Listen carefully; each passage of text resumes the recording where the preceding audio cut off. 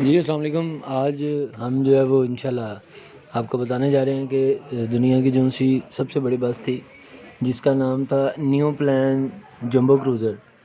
Basically ये बस बनाई गई थी जापान की तरफ से और ये बड़ी एक एक्सक्लूसिव और बड़ी ज़बरदस्त बस थी। इस बस के अंदर मुसाफिरों के लिए सीटों की तादाद जो है वो बहुत ज़्यादा रखी गई थी और सीटों की तादाद के साथ साथ इस बस के अंदर कुछ ऐसे फ़ीचर्स भी रखे गए थे कि जिसकी वजह से जो कस्टमर्स थे, जो मुसाफिर थे, वो बहुत ज़्यादा एंटरटेन हुए थे।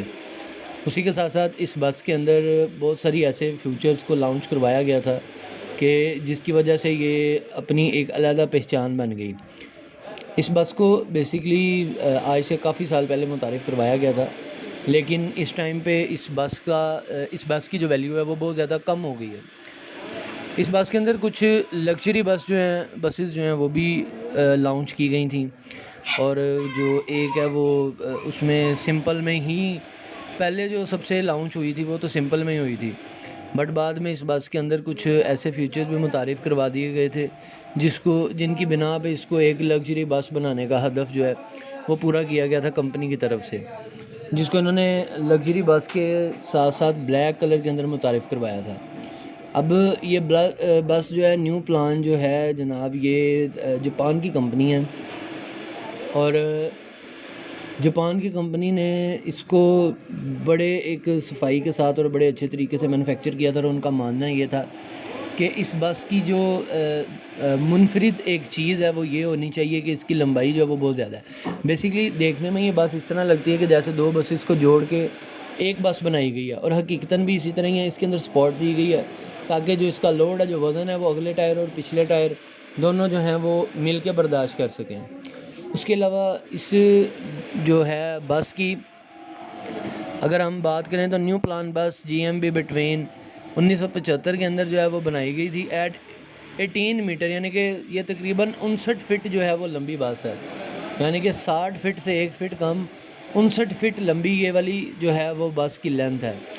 उसके अलावा 2.5 m जो है वो 8 फ़िट और 2 इंच के अंदर है वाइड में, यानी कि तकरीबन ये 8 फुट और 2 इंच जो है वो चौड़ाई के अंदर है। उसके अलावा अगर इसकी ऊंचाई की बात की जाए तो ये तकरीबन 13 फुट ऊंची बस है और इस बस के अंदर ये दुनिया की पहली बस थी जिसके अंदर 170 पैसेंजर्स की जगह रखी गई थी कंपनी की तरफ से। कंपनी का मानना ये था कि हमें अपनी पब्लिसिटी, अपनी पहचान बनाने के लिए कुछ ऐसी चीज़ लॉन्च करनी चाहिए जिसकी दुनिया में एक अलग पहचान और एक अलग नाम और वक़ार हो। उसी की बेस के ऊपर उन्होंने 1975 में न्यू प्लान लॉन्च की थी अपनी, और न्यू प्लान जंबो क्रूज़र जो है इसने बड़ी मुनफरिद और बड़े अच्छे तरीके से शोहरत हासिल की थी क्योंकि दुनिया की पहली सबसे ज़्यादा लंबी बस थी।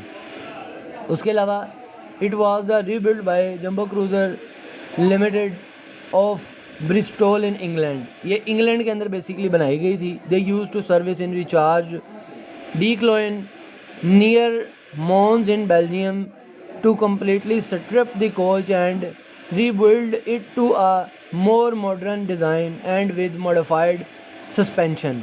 A modern digital turntable was prepared at 5th by Humber in Germany. यानी कि ये हम्बर जो है वो उसमें लॉन्च की गई थी जर्मनी के अंदर। The instant is the place of original rust phone flat unit. Modern front end and caps were fitted and were eventually reduced after they were found to be too wide. The vessel was tested by Vessel and Operator Service Agency in UK in November 2006 and by 2007 Jumbo Cruiser Limited began to market the bus as a rock and roll star sleeper bus.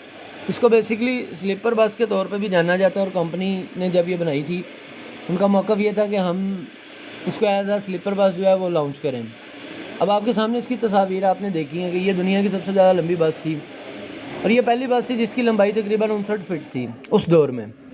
अब अगर हम इसकी luxury bus की तरफ जाएँ तो इन्होंने इसके अंदर कुछ लग्जरी बसेस भी लॉन्च की जिसके अंदर ब्लैक वेरिएंट आया, लेकिन वो इतनी ज़्यादा कामयाब नहीं हो सकी। उसकी वजह ये थी कि ये बहुत ज़्यादा अभी भी ये आज भी बाहर के मुल्कों में चलाई जाती है, लेकिन बहुत कम। उसी के साथ इसको टर्न करने में, मोड़ने में बहुत ज़्यादा प्रॉब्लम होती थी क्योंकि इसकी लंबाई बहुत ज़्यादा थी, इसलिए इसके सेंटर में रबड़ दिए गए थे जिसकी वजह से बस को दो हिस्सों के अंदर करके टर्न किया जा सके। तो ये थी आज की नाज़रीन वीडियो दुनिया की सबसे लंबी बस के बारे में, जो कि न्यू प्लान थी और इसका नाम